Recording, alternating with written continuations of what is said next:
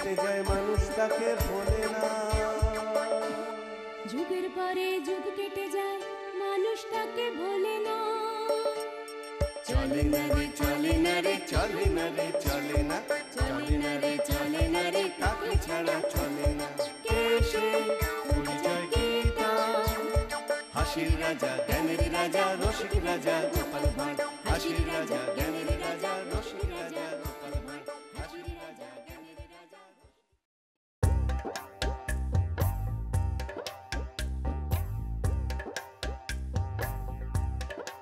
কি গোরানি, আজ তোমার হলো কি? সকাল থেকে তো দেখাই পেলাম না তোমার। কি আর করব বলুন, সবই আমার কপাল। তোমার গলা শুনে তো মনে হচ্ছে মন মেজাজ খুব একটা ভালো নেই। তার ভালো কি করে থাকবে? বলা নেই কওয়া নেই, রান্নার লোক কাজের দাসী সকলে ছুটি নিয়ে বসে আছে। সে কি গো, তাহলে রান্না বান্না ঘরের কাজ সবই একলা হাতে আমাকেই সামলাতে হচ্ছে। হ্যাঁ, তার মানে রান্না করবে তুমি, বাসন মাজবে তুমি, ঘর পরিষ্কারও তোমাকেই করতে হবে। এছাড়ার উপায় কি বলুন, কারণ সংসারটা যে আমার।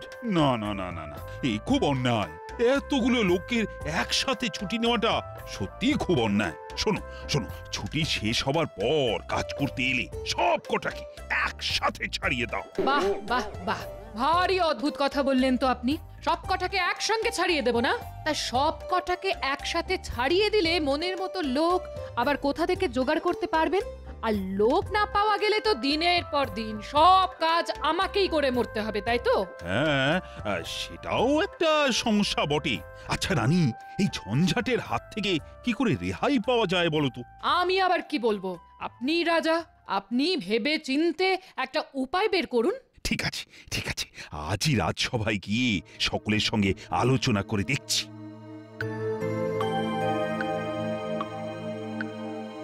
মহারাজ আজ কেন এত বিমর্ষ? মনে নেই কেন কোনো হর্ষ? কি করে থাকবে বলো? রাজবাড়ির সব কটা দাসদাসী আজ একসাথে ছুটি নিয়েছে। তোমাদের রানীমার যে কি কষ্ট বলে বোঝাতে পারবো না। আসলে কাজের লোক রাখার এটাই হলো ঝামেলা। ভাবো ভাবো, তোমরা সকলে ভেবেচিন্তে এমন একটা উপায় বের করো যাতে কাজের লোকের হাত থেকে রেহাই পাওয়া যায়। ঠিক বুঝলাম না মহারাজ। মানে এমন কিছু যা দিয়ে কাজের লোকের সব কাজ করিয়ে নেওয়া যায়। আচ্ছা বিজ্ঞানী, তুমি কি কিছু করতে পারো না? বিজ্ঞানে এর একটা উপায় অবশ্য আছে। আছে? তাহলে আর দেরি না করে বলে ফেলো। উপায়টা হচ্ছে যন্ত্র মানব। মানে সেটা একটা যন্ত্র, কিন্তু কাজকর্ম সব মানুষের মতো। আর মানুষের মতো তার খিদে তেষ্টা ক্লান্তি থাকবে না। ফলে কাজ করবে নিরলস।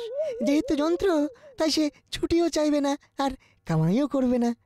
বাবা বাবা বাবা, কি কথাই শোনালে তুমি! এই না হলে বিজ্ঞানী। তাহলে আর দেরি না করে কাল থেকে এই যন্ত্র মানব বানাতে লেগে পড়ো। তা কদিনের মধ্যে তৈরি হবে এই যন্ত্র মানব? কদিন কি বলছেন মহারাজ? কত সূক্ষ্ম সূক্ষ্ম কলকবজা, কত পরীক্ষা নিরীক্ষা, এসব করতে বেশ কয়েক মাস সময় তো লাগবেই। বেশ কয়েক মাস? হ্যাঁ মহারাজ, বছরও ঘুরে যেতে পারে। ব্যাস বোঝো, সমস্যা হয়েছে এখন, আর সমাধান হবে বছর ঘুরে যাবার পর। তুমি না একটা বাজে বিজ্ঞানী। সে আপনি বলতেই পারেন, তবে বিজ্ঞান তো আর আমার আপনার কথা মতো চলবে না। বিজ্ঞান চলবে তার নিয়মে। অত নিয়ম টিয়ম আমায় দেখিও না তো মহারাজ, ব্যাপারটা আমার ওপর ছেড়ে দিন। যন্ত্র মানবের কথাটা যখন জেনে গেছি, তখন দেখি কত তাড়াতাড়ি একটা হিল্লে করা যায়। এমন ভাবে কথাটা বললেন যেন আজ রাত থেকেই আপনি যন্ত্র মানব বানাতে বসে যাবেন। আরে আমি না বসলেও যে বসার সে বসে যাবে, আর কয়েকদিনের মধ্যেই একটা আস্ত যন্ত্র মানব সে হাসতে হাসতে বানিয়ে দেবে, বুঝলে? হ্যাঁ, এমন একটা বিশাল মাপের বিজ্ঞানীকে আমার জানা আছে। তাহলে আর দেরি করো না মন্ত্রী, কালই তার কাছে গিয়ে একটা যন্ত্র মানব বানাবার বায়না দিয়ে এসো। যন্ত্র মানব বানাবার জন্যে মহারাজের কাছ থেকে নগদ 1000 টাকা বায়না নিয়ে এসেছি। এরপর খেপে খেপে আরো টাকা। টাকা নিয়ে নিয়ে মহারাজের কোষাগার একেবারে ফাঁকা করে দেব। হ্যাঁ, যা একটা মতলব বের করেছি না, কিন্তু সে বেটারা এখনো এলো না কেন? এসে গেছি মন্ত্রীমশাই। শোন, তোদের মধ্যে একজনকে একটা কাজ করতে হবে। বল, কে করতে রাজি আছিস? আগে তো কাজটা শুনি, তারপর না হয় ঠিক করা যাবে কে করবে। একটা টিনের খোলের মধ্যে তোদের একজনকে থাকতে হবে। উপযুক্ত পারিশ্রমিক পেলে আমরা কি পারি আর কি পারি না সেটা তো আপনি ভালো করেই জানেন মন্ত্রীমশাই। এই তো কাজের লোকের মতো কথা। কিন্তু ওই পারিশ্রমিক ধর, প্রতি মাসে 50 টাকা। 50 টাকা? মন্ত্রীমশাই আমি রাজি। আমিও রাজি। ঠিক আছে, দুজনেই কাজ পাবি। 1 মাস বটা আর পরের মাস ঘটা, এইভাবে মাসের পর মাস চালাতে হবে। এবার তাহলে ঝেড়ে কাশুন, মানে টিনের খোলের মধ্যে বসে কি করতে হবে সেটা আদ্যপান্ত খুলে বলুন। কেননা আপনাকে তো চিনি, খুব কঠিন কিছু না হলে এক কথায় 50 টাকা দিতে রাজি হতেন না। তাহলে মাথা ঠান্ডা করে যা বলছি সেটা মন দিয়ে শোন। কিরে, বুঝতে পারলি তো? খুব বুঝতে পেরেছি। একটা টিনের খোলের মধ্যে ঢুকে যন্ত্রমানব সেজে রাজবাড়ির সব কাজ করে দিতে হবে। কিন্তু মন্ত্রীমশাই, রাজবাড়ির সব কাজ মানে তো অনেক কাজ। এই জন্যেই তো মাসে মাসে 50 টাকা করে পাবি। কিন্তু খাবো কি, শোবো কোথায়? তুই যদি প্রথম মাসে কাজ করিস, তাহলে রাতের বেলা সকলে ঘুমিয়ে পড়লে ঘটা গোপনে তোকে খাবার দিয়ে আসবে, আর তারপর যেখানে পারিস সেখানে একটু ঘুমিয়ে নিবি। কিন্তু খাবার পৌঁছে দেবার জন্যে আমি কত পাবো? সেটা পাও না চিন্তা। ঠিক আছে, এর জন্যে তুই মাসে 5 টাকা করে পাবি। যন্ত্রমানব বানিয়ে নিয়ে আসবে বলে মহারাজকে ভুজুং দিয়ে মন্ত্রীমশাই তো 1000 টাকা নিয়ে চলে গেল। আচ্ছা, এই অল্প সময়ের মধ্যে বানিয়ে আনবে কি করে? আমাদের বিজ্ঞানী যেখানে অত সময় চাইলো, সেখানে ভূভারতে এমন কোনো বৈজ্ঞানিক আছে যে মাত্র কদিনের মধ্যেই যন্ত্রমানব বানিয়ে দেবে? না, ব্যাপারটার মধ্যে কেমন যেন একটা গোলমালের গন্ধ পাচ্ছি। কাল সকালেই একবার বিজ্ঞানীর কাছে যেতে হবে। বলি, রাত কত হলো খেয়াল আছে নাকি? বলি, এবার ঘুমোতে হবে নাকি? ও হ্যাঁ হ্যাঁ, যাচ্ছি যাচ্ছি।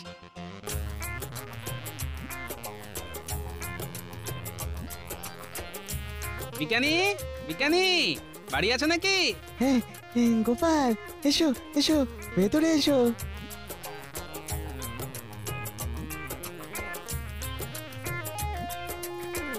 আচ্ছা বিজ্ঞানী, এমন কোনো বিজ্ঞানীকে জানো কি যে কদিনের মধ্যেই যন্ত্রমানবের মতো একটা জটিল জিনিস বানিয়ে দিতে পারে? হ্যাঁ, সেটাই তো একটা মস্ত বড় ধাঁধা।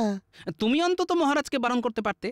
দেখো গোপাল, আমি যে একেবারেই চেষ্টা করিনি সেটা নয়, কিন্তু মহারাজ তো আমার কথা শুনতেই চাইলেন না। তবে তুমি জেনে রাখো, তোমার মতো আমার মনেও প্রশ্ন জেগেছে, আর একবার যখন জেগেছে তখন এর উত্তর আমি খুঁজে বের করবই। চলো একবার মহারাজের কাছ থেকে ঘুরে আসি। সে না হয় যেতে পারি, কিন্তু তাতে কি কোনো কাজ হবে? তবুও একবার তাকে বোঝাবার শেষ চেষ্টা করতে হবে। না না গোপাল, তুমি আর বিজ্ঞানী আমাকে যতই বিরত করার চেষ্টা করো না কেন, আমি যখন একবার সিদ্ধান্ত নিয়ে ফেলেছি, তখন যন্ত্রমানব আমার চাই। তোমাদের রানীমার কষ্ট আমি আর সহ্য করতে পারছি না। কিন্তু মহারাজ, আমার মনে হচ্ছে মন্ত্রীমশাই আপনাকে ঠকাচ্ছে। আমারও তাই মনে হয় মহারাজ। থামো, আসলে মন্ত্রীকে সহ্য করতে পারো না তো, তাই তার বিরুদ্ধে এত কথা বলছো। যাও যাও, এখন আসতে পারো তোমরা, আমার অন্য কাজ আছে। ঠিক আছে, যাচ্ছি। তবে একটা কথা, আপনি না ডাকলে নিজে থেকে আর কখনো আপনার সামনে এসে দাঁড়াবো না। তবে যাবার আগে আবার বলে যাচ্ছি, আপনি কিন্তু খুব বড় একটা ভুল করতে যাচ্ছেন। গোপাল!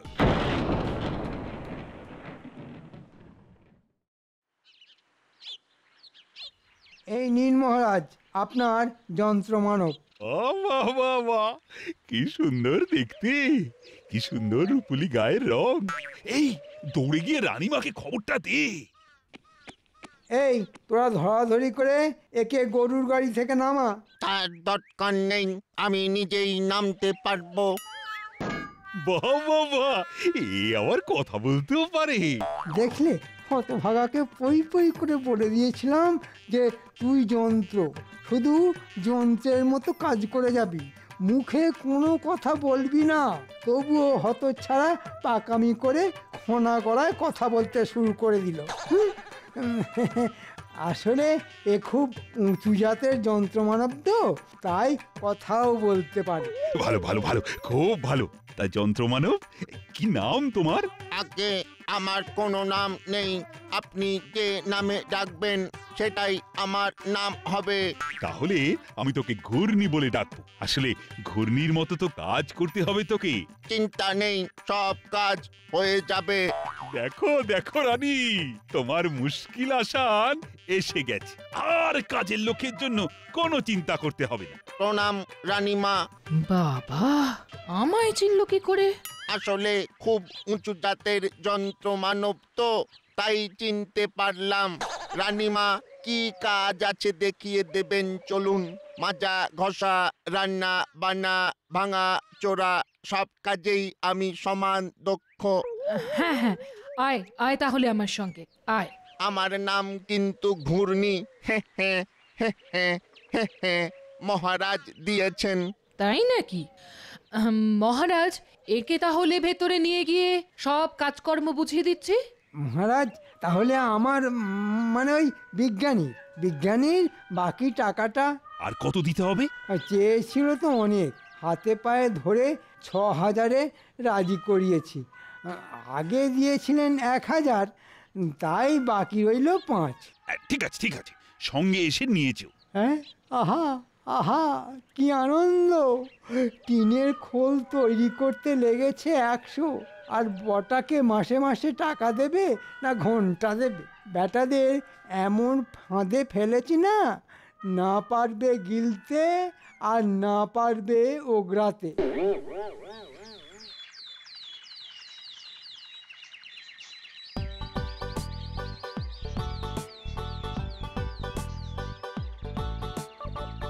কাল আমাদের সঙ্গে মহারাজ যা ব্যবহার করলেন সেটা কিন্তু ঠিক হলো না।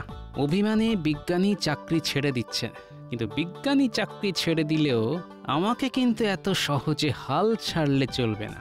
মনে যখন একটা খটকা লেগেছে, তখন এর শেষ দেখে তবেই ছাড়বো। গোপাল দাদা, তুমি শুনেছো?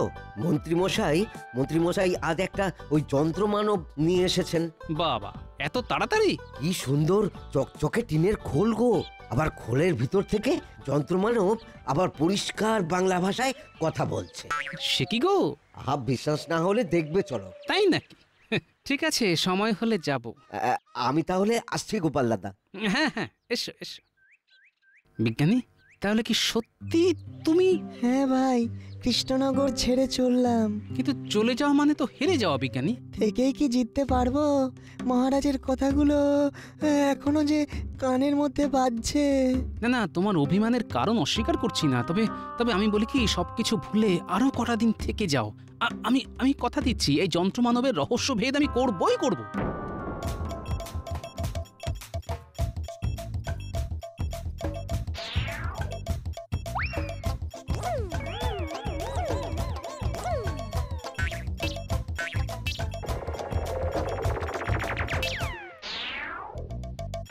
বাবা, কি বড় বড় রসগোল্লা! মনে হয় খুব সুন্দর খেতে, কিন্তু একটা যে খাবো সেটারও উপায় নেই। রানীমা গুনে গুনে 4টে দিয়ে গেছে, খেয়ে ফেললেই তো ধরা পড়ে যাব। ঠিক আছে, রসগোল্লা খেতে না পারলেও খানিকটা রস তো চুষে মেরে দিই।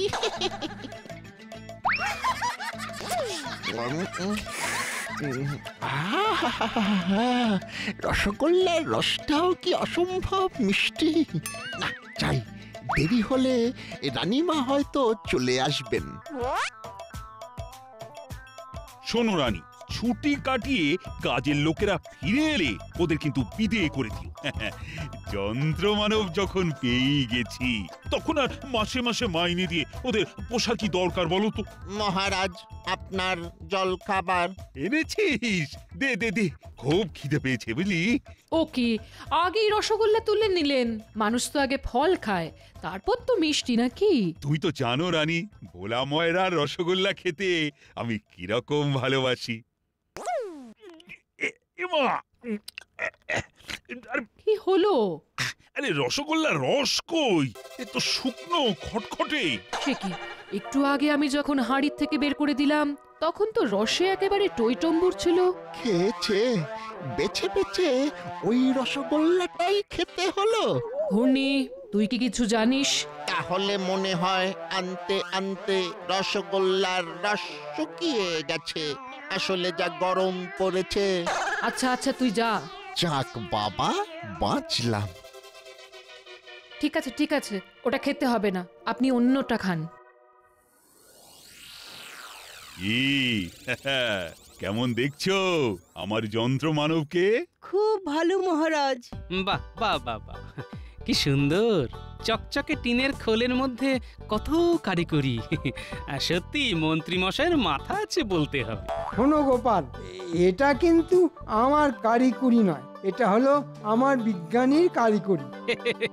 ওই একই হলো মন্ত্রী মশাই, যাহা 52 তাহাই 53।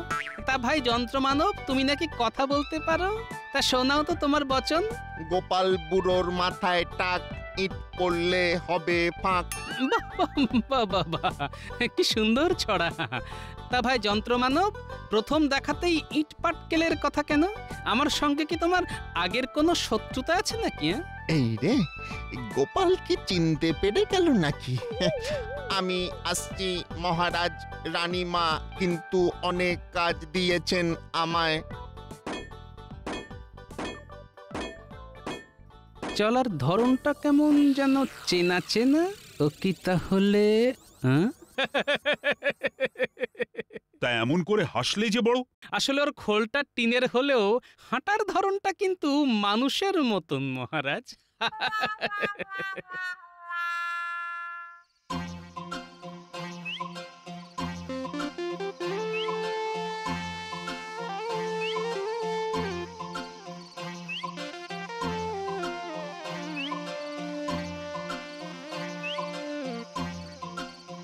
এত রাতে হাতে কৌটো নিয়ে এটা কে যাচ্ছে?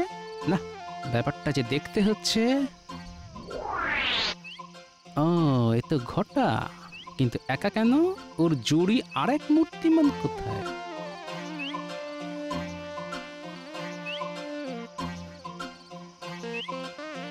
কিরে ঘটা? কে?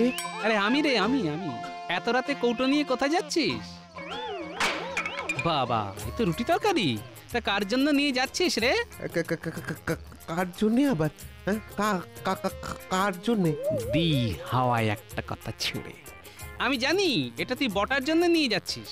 এ মা, এটা তুমি কি করে জানলে? কথার তীর তাহলে ঠিক জায়গায় গিয়ে বিঁধেছে। আমি সব জানি রে, বটাই তো যন্ত্রমানব সেজে আছে রে। কিরে, ঠিক বলছি তো? আমাদের কোনো দোষ নেই গোপাল দাদা, সব কিছু হয়েছে ওই ওই মন্ত্রীর বুদ্ধিতে। সে তো জানি রে, জানি জানি। যত নষ্টের গোড়া ওই মন্ত্রী। ঠিক আছে, তুই যা, বটাকে আমি খাবার পৌঁছে দিচ্ছি। গোপাল দাদা, ও গোপাল দাদা, আমি যেন ফেঁসে না যাই। আরে তোদের কিচ্ছু হবে না রে।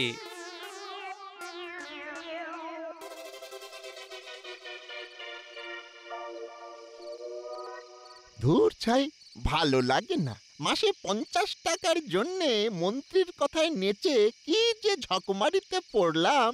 সারাদিন কি খাটনি রে, কি খাটনি। তার উপর সারাদিন পেটে কিচ্ছু নেই। ঘটা যে কখন খাবার নিয়ে আসবে।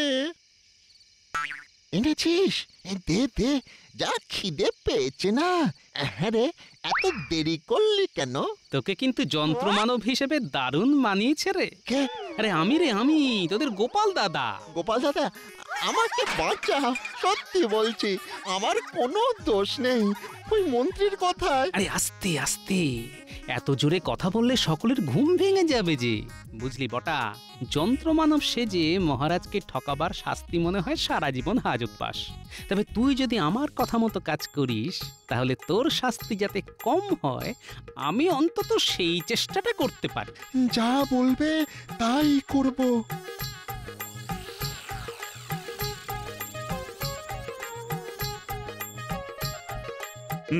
এবার তাহলে সবার কাজ শুরু করা যাক।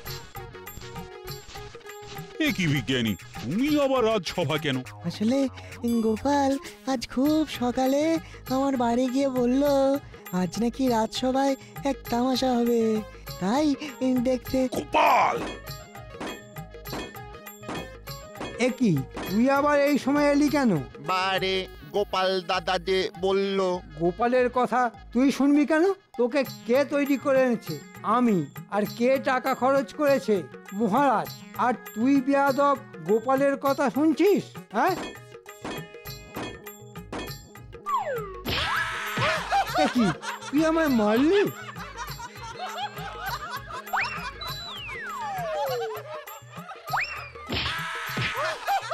এসব কি হচ্ছে? মনে হচ্ছে যন্ত্রমানবের কলকবজা খারাপ হয়ে গেছে। কখন যে কি করে বসবে কে জানে। এরপর হয়তো আপনাকেও ধরে মারবে। সে তো তাহলে ভয়ঙ্কর ব্যাপার। এই কি করা যায় এখন? শুনুন মহারাজ, এর সারা শরীরে পাথর বেঁধে জলে ফেলে দিন মহারাজ। সেনাপতি, তাই করো। তাহলে আমি যে দম বন্ধ হয়ে মরে যাব। বটা, আরে যা করেছি সব ওই মন্ত্রীর কথায়। এতে এতে আমার কোনো দোষ নেই মহারাজ। মন্ত্রী, তুমি এত বড় জোচ্চোর, এর শাস্তি কি জানো? ভুল হয়ে গেছে মহারাজ, জীবনে আর কখনো এমনটা করব না। তবুও শাস্তি তোমায় পেতেই হবে। সেনাপতি, এই যন্ত্রমানবের টিনের খোল থেকে বটাকে বের করে তার মধ্যে মন্ত্রীকে পুরে দাও। আজ থেকে যন্ত্রমানব সেজে রাজবাড়ির সব কাজ ওকেই করতে হবে। তাহলে যে আমি মরে যাব মহারাজ। সত্যি গোপাল, তোমার বুদ্ধির কোনো তুলনা নেই। তাই আবার বলি, জয় গোপালের জয়। জয় গোপালের জয়, জয় গোপালের জয়, জয় গোপালের জয়।